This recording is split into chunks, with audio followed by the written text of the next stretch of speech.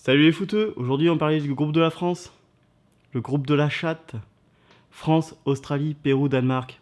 Sur le papier, la France a joué à 9 contre 11, on régale tout le monde. Dans la réalité par contre c'est pas si simple.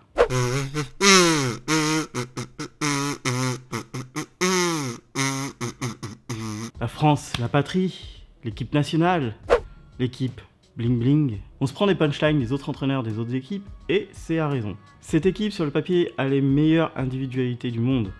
Mais par contre, c'est pas encore une vraie équipe. On l'a très bien vu sur les matchs des éliminatoires. C'est pas une équipe, je le redis. Je les vois pas du tout passer les quarts. Et encore, si on arrive au quart, c'est que Griezmann a repris sa forme de l'Euro. Didier Deschamps qui s'obstine à garder ses putains de latéraux sur civière et à garder Pogba, ça va nous plomber, c'est obligé. Je sens le miracle arriver, je pense qu'ils vont être premiers in extremis du groupe. Comme à toutes les coupes du monde, l'Australie offre du challenge contre toutes les équipes qu'elle affronte.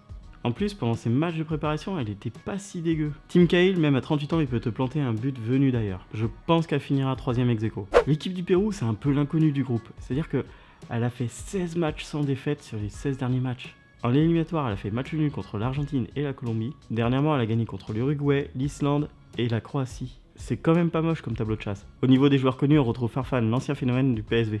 Sur un malentendu, elle peut être 2ème.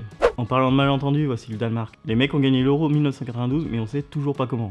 Cette année, j'avoue, ils ont plusieurs joueurs chauds et ils sont plutôt au sommet de leur carrière. Schmeichel, Sam Munker, Christensen, Eriksson qui va partir dans un putain de club, ça c'est obligé après le mondial. Le Rageur qui est un des piliers des Girondins. Poulsen, Braithwaite qui s'est réveillé lors des 3 derniers matchs de Ligue 1. Je pense quand même qu'ils finiront 2ème et même peut-être en quart. Bien sûr, tous les matchs de l'équipe de France sont à voir avec de l'alcool et du barbecue, mais surtout le France-Danemark, là je sens pas bien pour les Français. Abonnez-vous les footeux, venez sur Twitter et venez débattre avec nous sur ce sujet. Ça fait pas un peu mal au cul d'avoir un attaquant qui a gagné 4 fois la Ligue des Champions, mais qui est pas sélectionné? Moi je pense que si.